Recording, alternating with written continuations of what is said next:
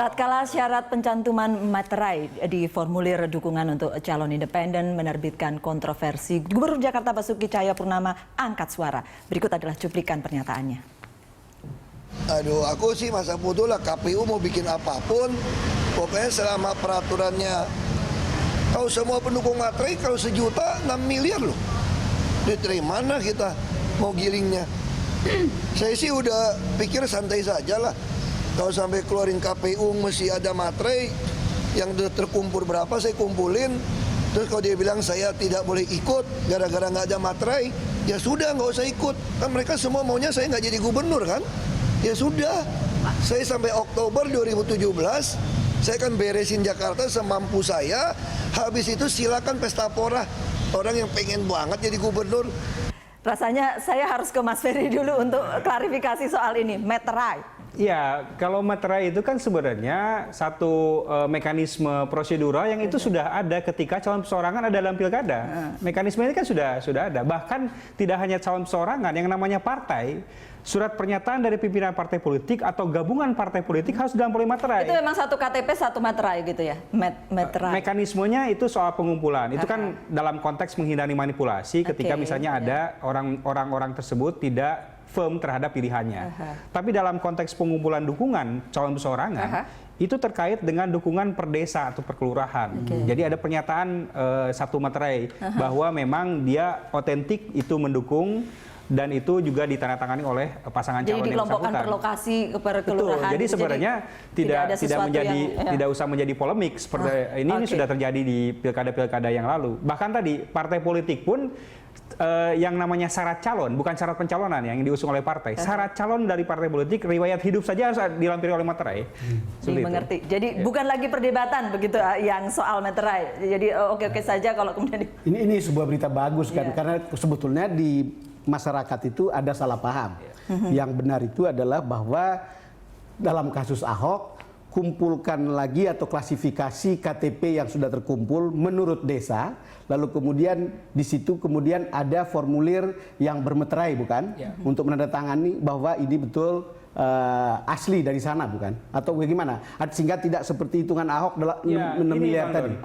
Kenapa harus desa kelurahan? Ini kan soal tertib administrasi yang dilakukan, sehingga nanti memudahkan verifikasi. Ada dua kan, verifikasi administrasi dan verifikasi faktual, sehingga KPU juga nanti akan mudah. Ini di Kabupaten A atau Kota A, di kecamatan mana, desa mana, itu sudah jelas pengklasifikasiannya. Sehingga itu kita dengan mudah. Kalau memang nanti seluruhnya calon perseorangan dengan KTP yang ditumpuk, kita kan juga dalam memverifikasinya sulit juga. Nah, hal-hal ini juga harus menjadi perhatian dan pengertian dari para pihak. Maksud menjegal Ahok. Bukan dalam konteks menjegal siapapun lah. Ini contoh, Ahok cuma contoh gitu kan, dan orang lain. Tapi kalau boleh saya kembali lagi ke soal Mas Ferry tadi katakan, turunkan saja syaratnya. Bang Don menyebutkan, udah turunin aja gitu, semua orang ini termasuk Mas Hanta. Pernah nggak dibahas di DPR dengan penurunan ini? Jadi dua-duanya artinya ya sudah gitu memberi pertama adalah soal calon perorangan kan sama sekali bukan merupakan gagasan politik dari DPR dan pemerintah sejak dulu. Dia lahir karena putusan Mahkamah Konstitusi. Dan kami memahaminya tentu tidak sesederhana seperti yang diperbincangkan saat ini. Kan setiap partai politik ini punya pandangan-pandangan yang basisnya adalah filosofis, historis ya.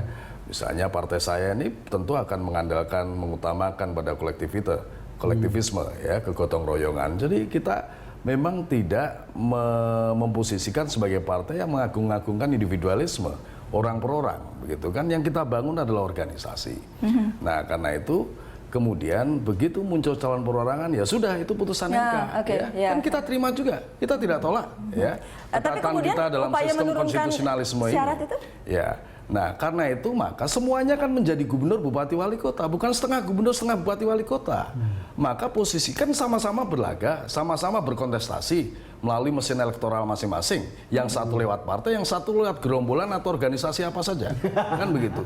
Nah, artinya pekerjaan pekerjaan yang sama kan tidak boleh diperlakukan berbeda. Ya, kita tadi bicara soal menurunkan dua-duanya. Itu yang saya tanyakan ke Mas. Pernah nggak dibahas itu di DPR? Ini kan dalam rangka mengatasi kelangkaan calon. Banyak kader-kader partai yang sebenarnya baik misalnya dari sudut pandang partai. Tetapi karena mereka kemarin harus mundur, maka kemudian pada tidak mau maju. begitu kan? Oke. Nah, karena itu dibukalah keran itu, ya.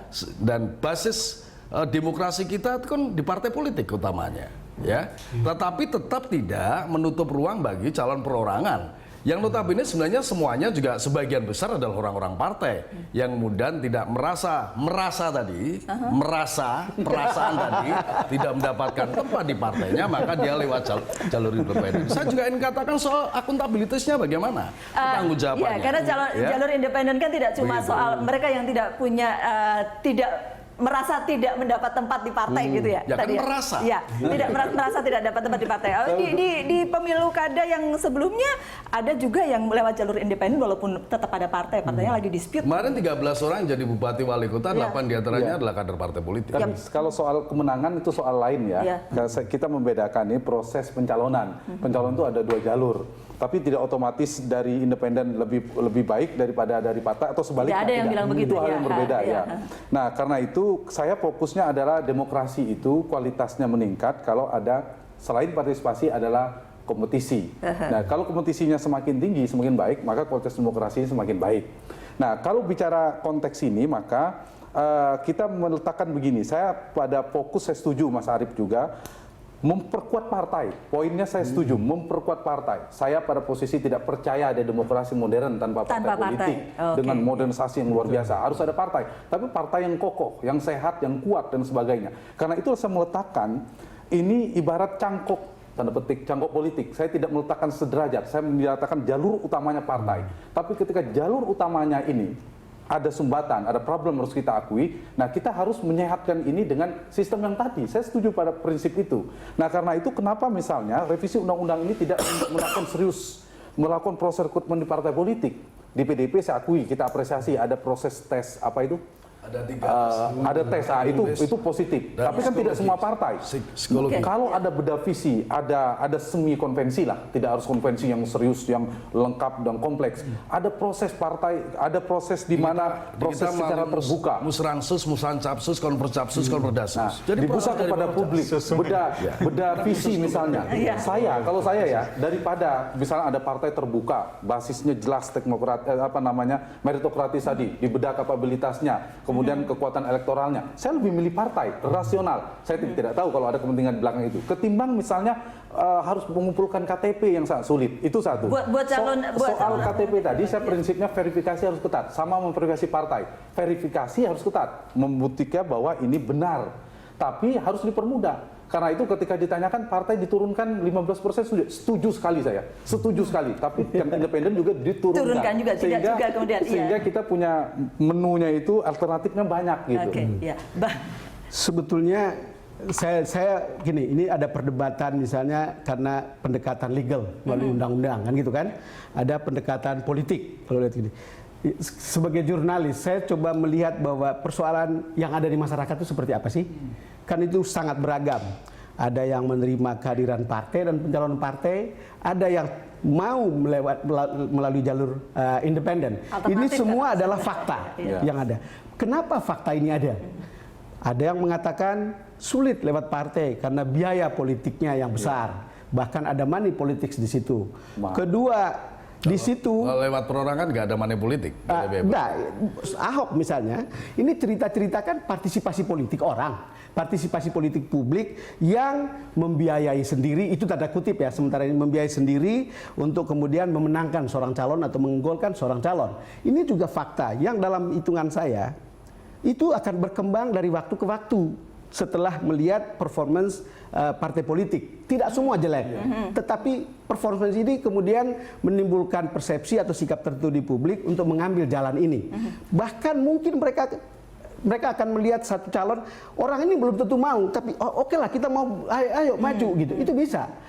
Partai politik juga akan melakukan itu.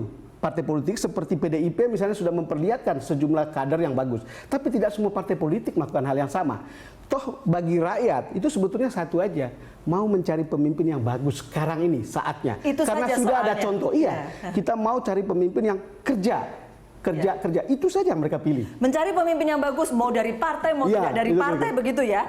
Mungkin ya, kita akan kembali untuk Anda sesaat lagi. Kita beri ya. Itu yang betul.